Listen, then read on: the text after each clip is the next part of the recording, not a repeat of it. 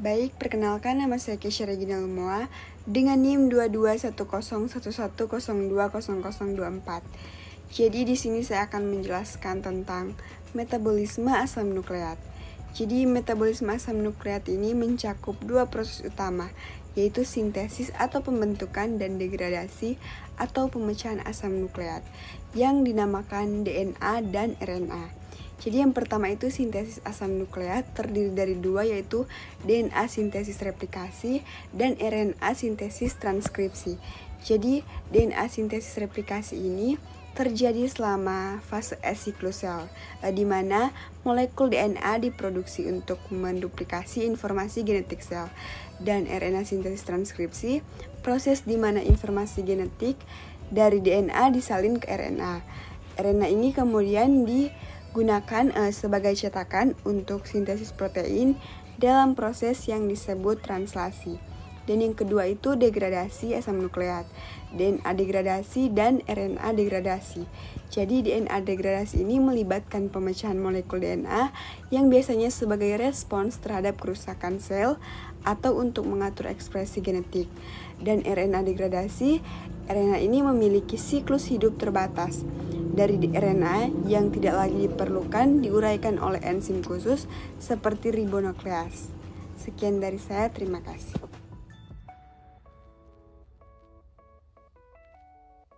Iya, perkenalkan nama saya Griffin Sandrohongan dengan NIM 2210 11020042 dari program studi biologi Fakultas Matematika dan Ilmu Pengetahuan Alam Universitas Samratulangi. Nah, di video kali ini saya mengambil studi kasus tentang asam nukleat, yaitu penyakit yang berhubungan yang disebabkan oleh asam nukleat, yaitu asam urat. Asam urat itu merupakan kondisi yang dapat menyebabkan gejala nyeri yang tak tertahankan serta pembengkakan yang ada rasa panas di daerah persendian.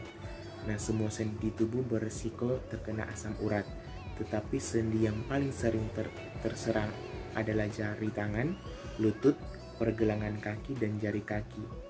Umumnya penyakit ini dapat lebih mudah menyerang pada pria, khususnya mereka yang berusia di atas 30 tahun. Sedangkan pada wanita, penyakit asam urat ini muncul setelah terkena menopause.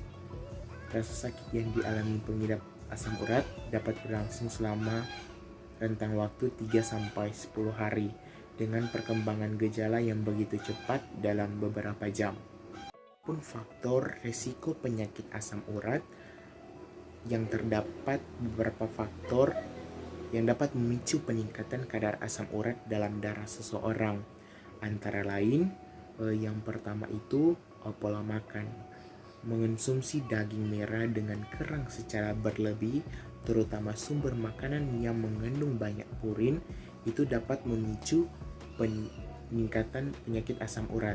Selain itu, minuman manis dengan fruktosa juga dapat meningkatkan kadar asam urat, termasuk alkohol. Yang kedua itu berat badan berlebih. Jika kamu memiliki berat badan berlebih, maka tubuh memproduksi lebih banyak asam urat. Sementara itu, ginjal menjadi lebih sulit menghilangkan asam urat dari tubuh. Ketiga itu riwayat medis.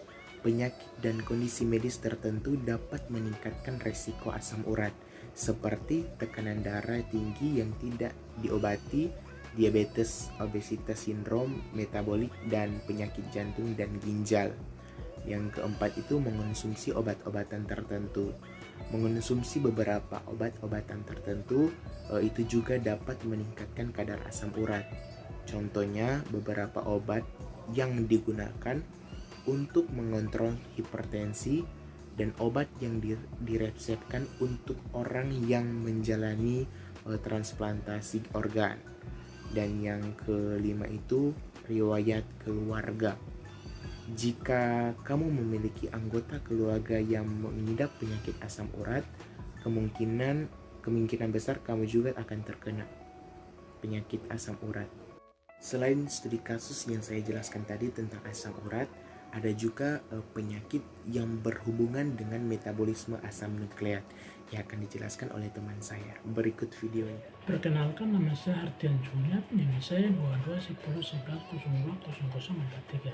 Di sini saya akan menjelaskan tentang penyakit yang terjadi akibat kesalahan atau gangguan metabolisme asam nukleat. Proses metabolisme asam nukleat melalui proses enzimatik yang sangat bertanggung terhadap fungsi katabolisme dan anabolisme.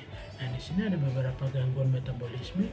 Yang pertama itu diabetes, mengakibatkan kadar gula dalam darah, meningkatkan risiko yang sangat bahaya untuk kesehatan kita. Kemudian ada gangguan metabolisme ini membuat tubuh kita tidak dapat mencermin dengan lemak tertentu dengan baik.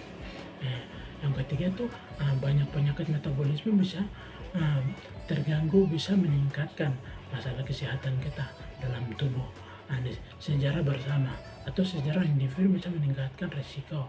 Di sini juga bisa meningkatkan resiko yang sangat berbahaya dalam kesehatan kita. Kemudian seperti contohnya, seperti contoh jantung, koroner atau skorken atau diabetes.